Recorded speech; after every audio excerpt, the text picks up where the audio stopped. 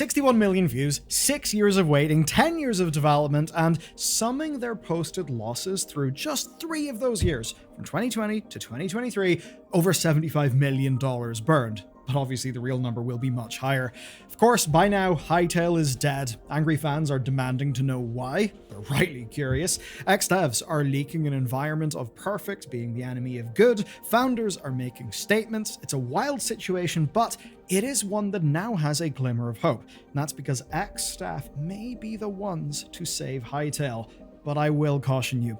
We've seen people over the last few days thinking, oh, amazing. Almost as if they expect some early build of it will be available within months. That is not the case. Do not expect that. The chances are slim. Hytale was supposed to be everything in a way. It was a Minecraft competitor for the new generation, vast in scope, unlimited in potential, and perfect as a product to ride the user-generated content wave, and one actually made by its own community. And that's because for years, Hypixel server had actually grown into a massive server network for Minecraft that was hosting and building loads of different custom games. And by the way, it is actually still going strong. Now, all of that is great, but they found they had a bit of a problem. And the problem was Minecraft. It would always limit their potential. They would always only be able to follow. So, in 2016, they began making Hytale. And for Hytale, just think Minecraft Plus. So procedural voxel generation with creative modes, but designed adventures, deeper combat, RPG mechanics that actually mattered, and all of the mini-game tools that made Hypixel famous. Basically, if you ever wonder why Minecraft development was glacial or were frustrated by Minecraft development, this was the project for you. And my god, did people want it. The 2018 announcement was a dream come true to millions. Now, of course, it is dead. The death of Hytale came from Hypixel. They announced their own end, and basically the story was that the vision that leadership had for Hytale was simply undeliverable, not without years more development and many, many millions more dollars. Yes, that despite starting development a decade ago and going viral 8 years ago, they somehow were not close to being done. Essentially, they put it as genre expectations grew and their technical ambitions ballooned, eventually sparking huge things like engine changes, though the engine change was of course long after their initial 2018 release target. Now, the shock of this hit hard to people, and one reason why is that new development updates actually came out in March, so everything seemed fine, but clearly decisions were already made. Hypixel had, they say anyway, tried absolutely everything. That they had looked for investors, they had looked for buyers, and they had done all of that with Riot support, but that simply nothing had worked. Of course, from the perspective of fans reading this, none of it really made sense. I mean, you would think, how can 10 years produce nothing worth saving? Basically, what the hell happened inside Hypixel? Were all of those trailers and development posts, was that just bullshit? What was going on? Remember, people had invested years into following this game. Some people had even partially built their online careers covering this game and covering Hypixel server. So they wanted someone to blame. And, well, I wouldn't blame you for thinking those trailers were fake, but that's very much not a picture that ex-staff are painting. Basically, it's that lots of stuff actually existed, but, well, let's get into the quotes to really get a sense of this. Here's a quote from the former security and IT lead. "What could possibly go wrong when you hire new leadership that thinks the original team is incompetent? The whole project ends up going in circles until it dies." For another quote, a former principal gameplay engineer blamed feature creep, and it's rough the way that they put it. Apparently, and this is me quoting, systems that were already far ahead of Minecraft at the time were completely reinvented to make them better, resulting in fuck all.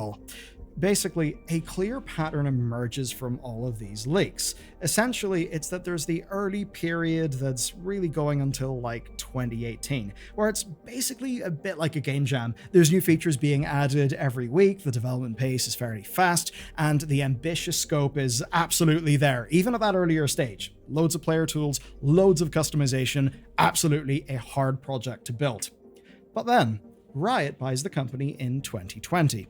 When that happens, some original leadership decided to leave whenever Riot gave them the option, and of course, well, when a company gets a massive Riot security blanket that of course is tastefully fashioned out of skin dollars, well, those already high ambitions would absolutely explode. What's said to have happened from this point is they hired significantly more experienced developers to improve everything. Now, by 2022, they actually announced a full engine change. Now, what happened here is it started in winter 2021 as an upgrade to their existing tech, but then it morphed into a full C++ rewrite of their past work, which was rooted in C# and Java, which is a fairly ambitious task. And to do this, they decided to bring in a company called The Forge. Now, The Forge are a group that sell themselves as being custom engine and engine modification specialists. So basically, low-level wizard people. But of course, in the real world, magic isn't real, unfortunately. And by quite a few accounts, including stuff I've heard in the grapevine, Hytale programmers were absolutely pissed and warned management against this move. Basically, it seems a lot of staff really saw this as being a lot of risk, big extension of timelines, and just not the right play to make.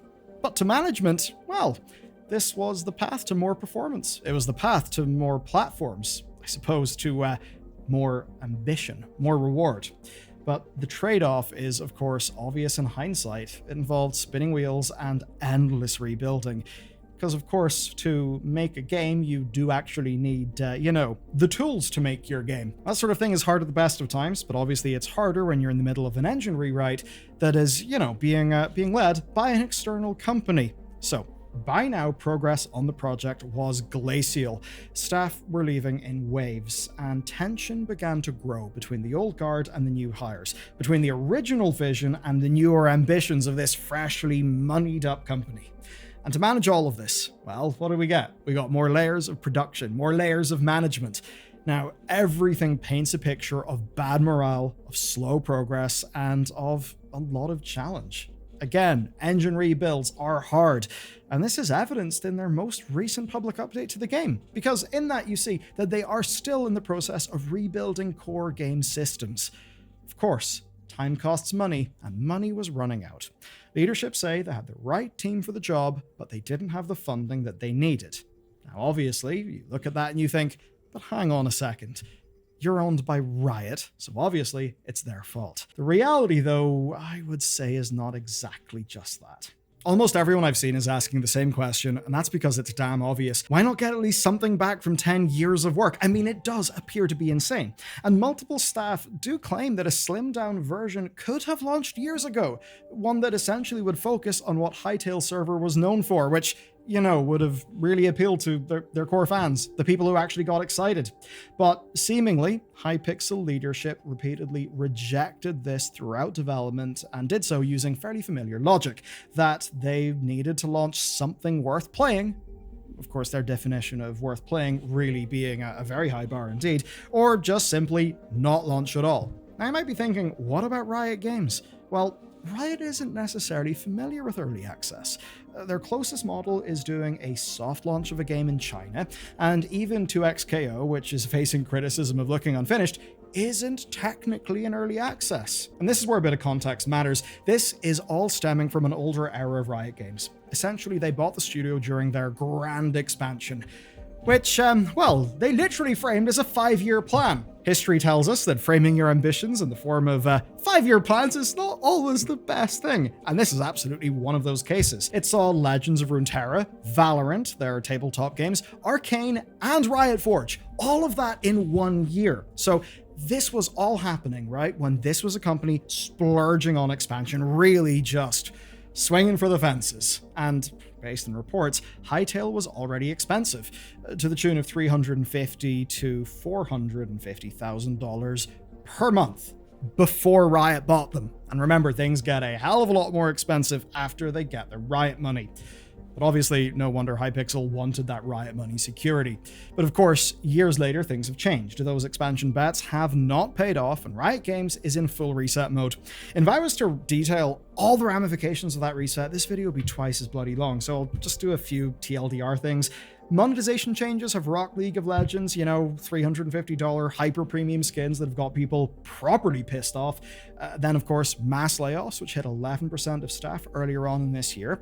And so, in that context, them sitting on a half-decade-old acquisition with nothing to show, and seemingly nothing that would be ready to show for years, well, that looks bloody bleak. So Riot basically decided not to shut them down immediately. Riot shopped Hytale around, hopefully to recoup some of the costs and at least get some sort of return on investment. and what an investment it must have been. Let's take a look at Hypixel's posted financials. In 2023, they lost $38 million. 2022 was $17 million, 2021 was $11 million, and 2020 was $8 million. Of course, looking at those numbers, it's pretty obvious that bringing in an external company to rewrite your game engine and all of the development surge that will follow that sure helps explain some of those costs ballooning. And while the framing is of its costs being expected to stabilize in the coming years, it's absolutely a lot of money. Now, the old Riot, the Riot of ambitious 5-year plans that absolutely will succeed because 5-year plans, maybe they would have kept throwing money into that. But modern Riot is not the same Riot, it's got different leadership, and so Riot cut their losses. Now, blaming Riot purely would be easy. Now, absolutely, Riot did make the call here, but ex-staff in this project continually report that Riot was always supportive, always empowering. And while yes, there's he said, she said going on, and there are loads of different personal accounts from the many people who have touched this project over the years, the broad picture, the broad consensus is that basically Hytale leadership were making bad calls. Which does make what I'm about to say just a little bit ironic. That's because the best chance to save Hytale is coming from ex-Hytale leadership. Here's the situation. Hypixel Studios, which of course was owned by Riot and therefore is owned by Tencent because Tencent owns Riot, is shutting down. Everything Hytale stays with its parent companies. But the moment cancellation hit, the creator community exploded. And of course, a hashtag appeared called SaveHytale.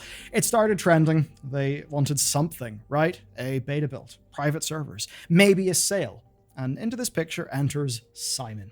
Now, Simon is Hypixel's co-founder, but he's the co-founder who took Riot's option to leave the studio, and he detailed some of its thoughts in one of his posts. Basically, it seems to me that the, I guess, giga-scale, multi-platform, real crazy ambitious version of this project just doesn't seem to be something that he wanted to be around, at least, in respect to it being a hard project. Maybe he didn't feel he had the experience, a whole bunch of stuff. But here's basically what happened, right? He went on to make a post that was talking positively about Noxy. Noxy is the other co-founder and the CEO of Hypixel, the active CEO basically through this process. He suggests that the pressure to deliver a right-level hit was basically too much for the team. And then, after days of talking with devastated fans, he made a decision. He reached out to Riot, and he reached out to try and make some form of deal happen. Now, his pitch is fairly simple here.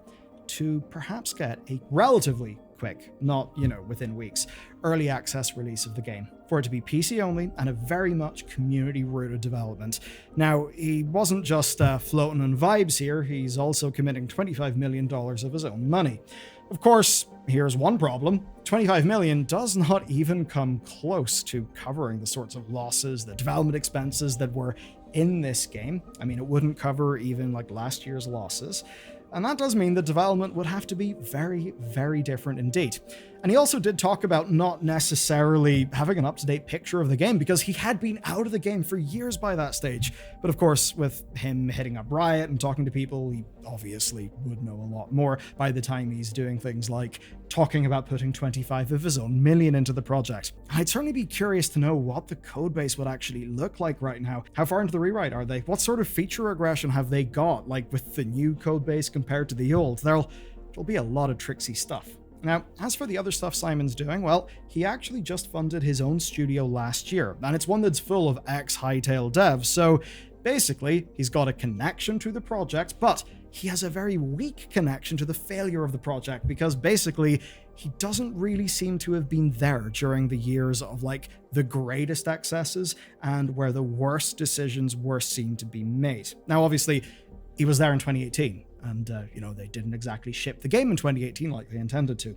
But one of the most contentious things, that engine rewrite, which in a way was throwing away a hell of a lot of work, that's the sort of decision that he was not present for. And now what he's basically pitching is it on PC. So I suppose a world where the crazy ambitions didn't happen. So to be clear, it is not likely. You could say a 1% chance. And Simon is very clear in saying that this is not a likely thing. But the situation is right now that for fans, people who have put years of emotional energy into this project, any hope is better than no hope. And what they see is a founder having skin in the game, having more experience than he had when he left the company, having good credibility because he wasn't present for what seems to have actually pissed off the community the most, and I think most importantly, who is actually in discussions with Riot Games. So, I'm not going to tell you that there's a good chance of this happening, but it does seem there are people with influence who do want to make it happen. So let's hope Simon can turn it around. And speaking of turnarounds, and I suppose speaking of unlikely saviors, well, this guy called Pirate Software actually managed to save Stop Killing Video Games, which was in fact the last thing that he wanted to happen. And you can find out about that story in the next video.